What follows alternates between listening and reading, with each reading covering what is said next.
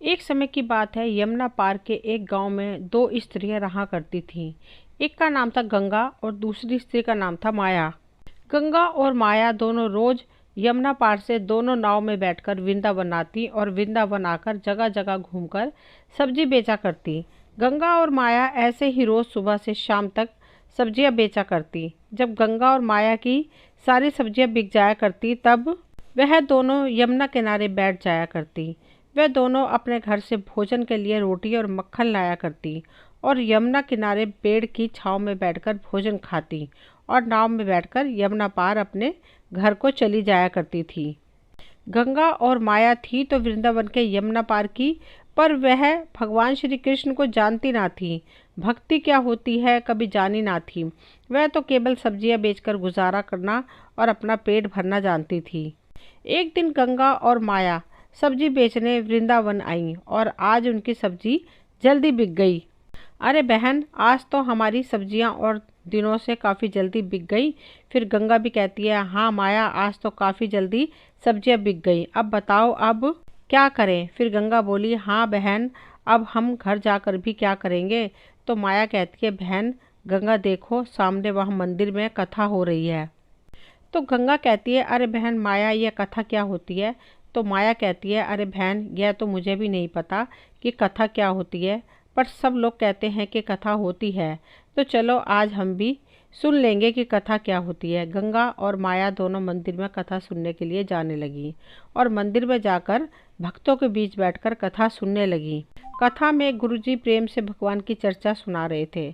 भक्तों, जिसे भगवान से प्रेम नहीं किया उसका जीवन बेकार है। जिसका प्रेम भी श्री कृष्ण के चरणों में नहीं हुआ उसका जीवन बेकार है। भगवान को प्राप्त करना ही इस मनुष्य जीवन का लक्ष्य है।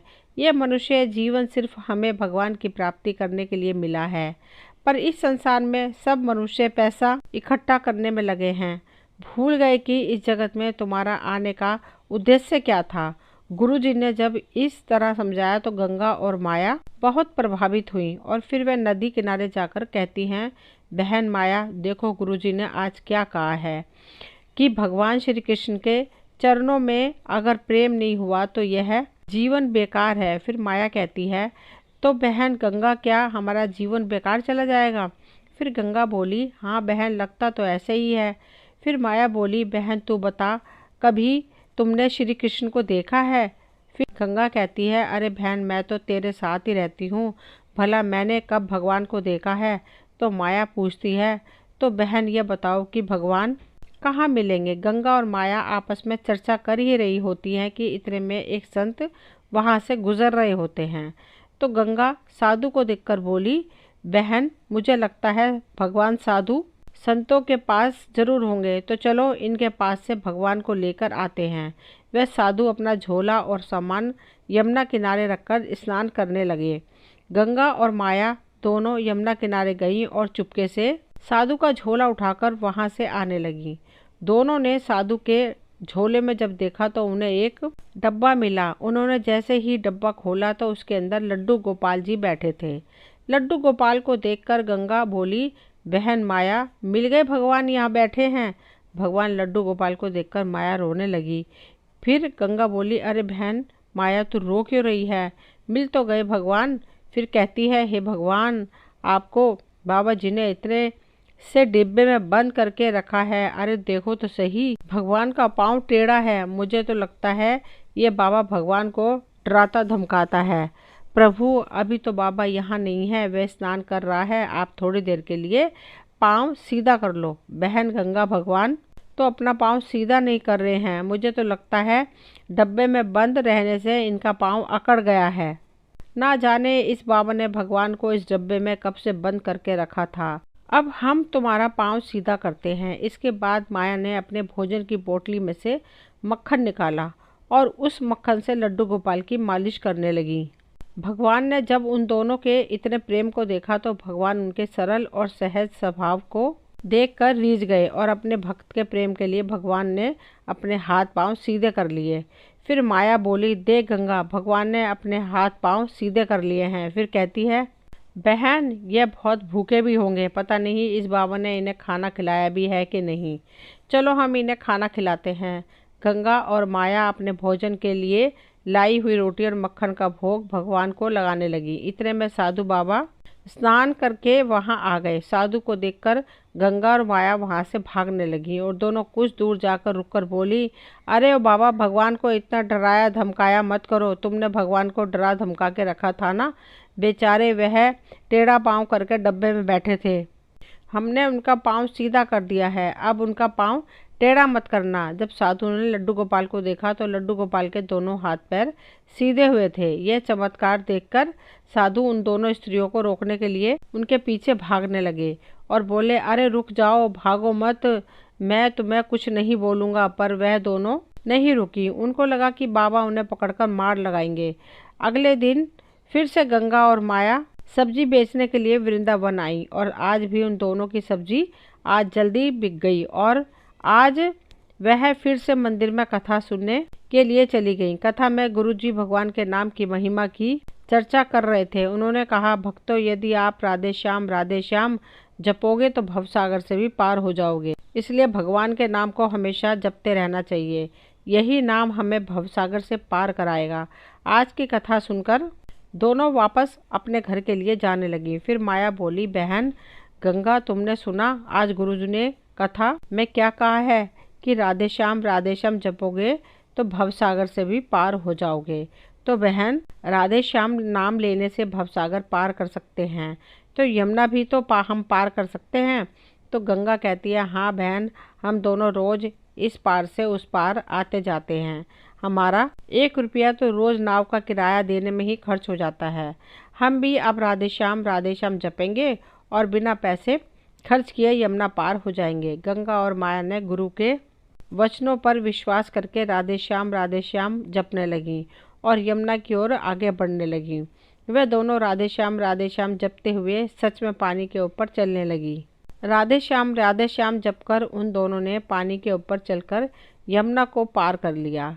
अब तो गंगा और माया का श्री कृष्ण के प्रति प्रेम और विश्वास दृढ़ हो गया और वह दोनों कृष्ण की भक्ति करने लगी। एक दिन गंगा ने कहा, बहन माया, हमने गुरुजी की कृपा से श्री कृष्ण की भक्ति पाई है। कहने पर हमने नाम जपते हुए यमुना को पैदल पार किया है, तो इससे हमारे बहुत पैसे भी बचे हैं। तो बहन, क्यों ना हम गुरुजी को घर बुलाएं और उन्हें भोजन खिलाएं। तो माया बोली, ठीक है बहन, तुम जाकर गुरुजी को ले आओ और मैं यहाँ पर भोजन बनाती हूँ। गंगा गुरुजी को लेने मंदिर जाने लगी। गंगा मंदिर में गई और गुरुजी से बोली, गुरुजी, हम चाहते हैं कि आप अपने चरण हमारी कुटिया में रखो। हम आपको भोजन कराकर कुछ दान दक्षिणा देना चाहते हैं। गुरुजी ने गंगा की बात मान ली और बोले, ठीक है बेटी, मैं तुम्हारे संग तुम्हारी कुटिया में चलने के लिए तैयार हूँ। गंगा गुरुजी को लेकर मंदिर से आने लगी। गंगा गुरुजी को लेकर यमुना तट पर आ जाती है। गुरुजी ने जब देखा कि यमुना तट पर तो कोई नाव नहीं है, ये मुझे पार कैसे लेकर जाएगी, तब गुरुजी ने गंगा से पूछा, बेटी तुम मुझे यमुना पार कैसे लेकर जाओगी, यहाँ तो कोई नाव ही नहीं दिख रही है। फिर गंगा बोली, गुरुजी, आपने ही तो हमें सबसे बड़ी नौका प्रदान की है। गंगा को लगा कि जैसे हम गुरुजी की शिष्या बनकर राधे श्याम जाप कर यमुना पार कर गए, वैसे ही गुरुजी भी यमुना पार कर लेते होंगे। फिर गंगा राधे श्याम जपते हुए पानी में चलने लगी। गंगा ने जब थोड़ी दूर जाकर पलटकर देखा तो गुरुजी वहीं किनारे पर खड़े हुए थे। फिर गंगा बोली, अरे गुरुजी, आप आगे क्यों नहीं बढ़ रहे हो, आओ। फिर गुरुजी को लगा कि इस तट पर यमुना का पानी बहुत कम है। ये विचार करके गुरुजी आगे बढ़ने लगे। जैसे ही गुरुजी ने अपना पाँव यमुना में आगे बढ़ाया, वैसे ही गुरुजी कमर तक पानी में डूब गए। फिर गुरुजी कहने लगे, अरे यहाँ तो पानी बहुत गहरा है और यह पानी में कैसे चल रही है। अरे यह कोई आम स्त्री नहीं, यह तो कोई चुड़ैल लगती है जो पानी में चल रही है। गुरुजी को पानी में डूबा देख गंगा गुरुजी को लेने के लिए वापस आने लगती है। गंगा गुरुजी के पास पहुंचकर गुरुजी का हाथ पकड़कर ले जाने लगी। गंगा राधे श्याम जपती है और गुरुजी डर के मारे कहते हैं, अरे मुझे छोड़, मुझे क्यों ले जा रही है, मुझे क्यों मारना चाहती है, मुझे छोड़। गंगा ने गुरुजी की बातों का कोई जवाब नहीं दिया, वह बस राधे श्याम जप रही थी।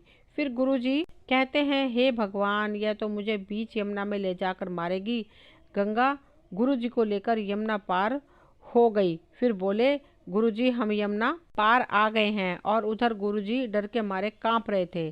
फिर गंगा बोली, गुरुजी क्या बात है, आप मुझसे इतना डर क्यों रहे हैं? फिर गुरुजी बोले, कौन हो तुम और क्यों मारना चाहती हो मुझे? क्या बिगाड़ा है मैंने तुम्हारा? कौन हो तुम, चुड़ैल हो या भूतनी? फिर गंगा बोली, गुरुजी ना तो मैं कोई चुड़ैल हूँ और ना कोई भूतनी, मैं तो आपकी शिष्या हूँ।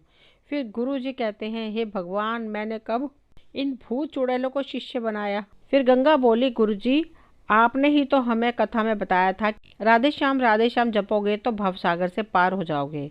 तो हमें लगा कि भवसागर को पार कर सकते हैं तो यमुना भी तो पार कर सकते हैं। अब तो हम रोज नाम जप करके यमुना पार करते हैं, अब हमें कोई नाव की जरूरत नहीं होती। गंगा की बातें सुनकर गुरुजी हैरान रह गए और गंगा से बोले, बेटी तुमने अपने गुरु के वचनों और प्रभु पर इतना विश्वास रखा कि इसके बल पर तुमने यमुना के पानी पर चलकर यमुना पार कर ली। बेटी तुम महान हो और महान है तुम्हारा प्रभु के प्रति प्रेम और विश्वास। दोस्तों ये कहानी यहीं तक थी। मुझे उम्मीद है आप सभी को पसंद आई होगी। अगर कहानी पसंद आई हो तो प्लीज़ चैनल को सब्सक्राइब करें, वीडियो को लाइक शेयर करें, कमेंट करें। मिलती हूँ अगली कोई नई कहानी लेकर। कहानी सुनने के लिए आप सभी का तहे दिल से शुक्रिया।